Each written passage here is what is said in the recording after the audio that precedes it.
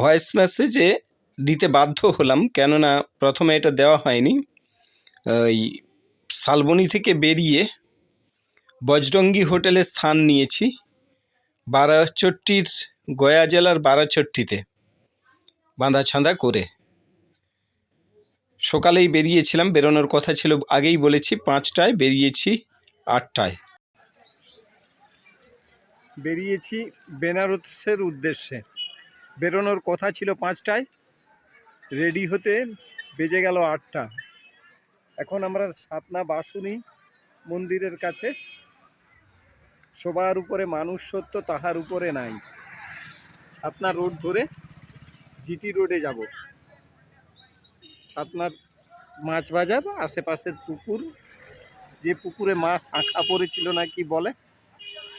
চলুন দেখি কত দূর কি করতে পারি। পৌঁছে গেছি শুশুনিয়া। ঘন কুয়াশা রয়েছে, তাই পাহাড়টা স্পষ্ট হচ্ছে না। যাই হোক, শুশুনিয়া থেকে ক্রমশ আগাতে থাকি। ওরে ভাই, আগুন লেগেছে বনে বনে। শুশুনিয়ার পথে, শুশুনিয়া দিকে যেতে যেতে পুরো রাস্তাটা এইভাবে পলাশে পরিপূর্ণ। ভাবতে পারেন, এক অপূর্ব সৌন্দর্য। শুশুনিয়া থেকে রানীগঞ্জ হয়ে আমরা জিটি রোড ধরবো এই আশা করছি। দেখা যাক। বেরিয়েছি শালবনী থেকে, বাঁকুড়ার শালবনী, কাঠজুড়িডাঙ্গার কাছে। পথে লক্ষণপুরে খাওয়ার জন্য কিছুটা সময় দেরি করেছি আমরা, তারপর আবার যাত্রা শুরু। আমরা এখন মেজা পেরিয়ে রানীগঞ্জের উদ্দেশ্যে। রানীগঞ্জ এখান থেকে মাত্র 4 কিলোমিটার বলছে। দামোদর ব্রিজের উপরে, মেজা ব্রিজের উপরে এই যে দামোদর নদ।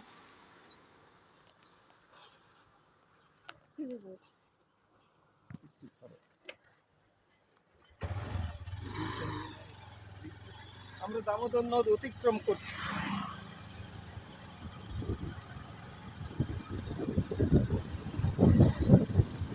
রানীগঞ্জে ঢুকবো।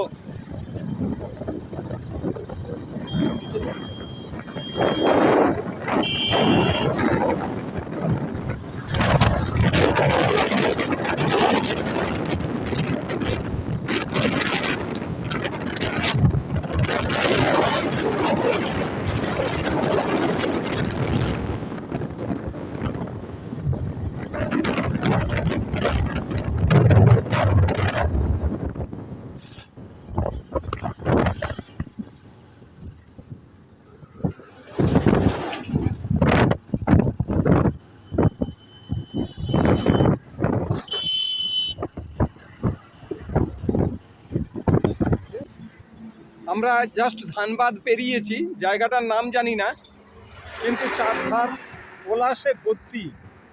এবং সামনে পাহাড়টাকে দেখে মনে হচ্ছে আমাদের রাস্তাটা বোধহয় এখানেই শেষ করে দেবে সে। কিন্তু এই পথ যদি না হয় শেষ, ঠিক আছে, চড়ই বেতি, চলাই যেখানে জীবন, চলতে থাকে। একবার ভিউটা লক্ষ্য করুন, সত্যি কি অপূর্ব।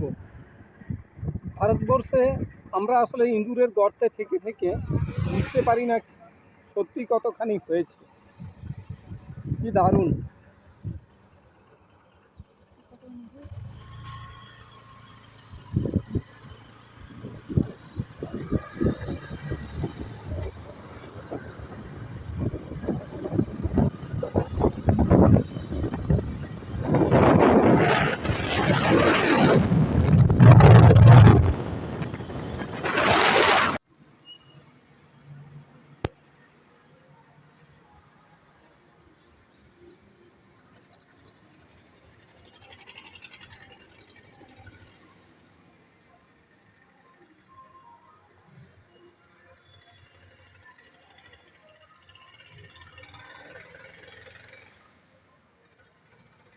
মেন রোডের ওপরে এই হোটেলে আমাদের রাত্রিবাস। বরাচট্টি, গয়া, সেখান থেকে আবার কালকে যাত্রা শুরু হবে। ততক্ষণ পর্যন্ত শুভরাত্রি।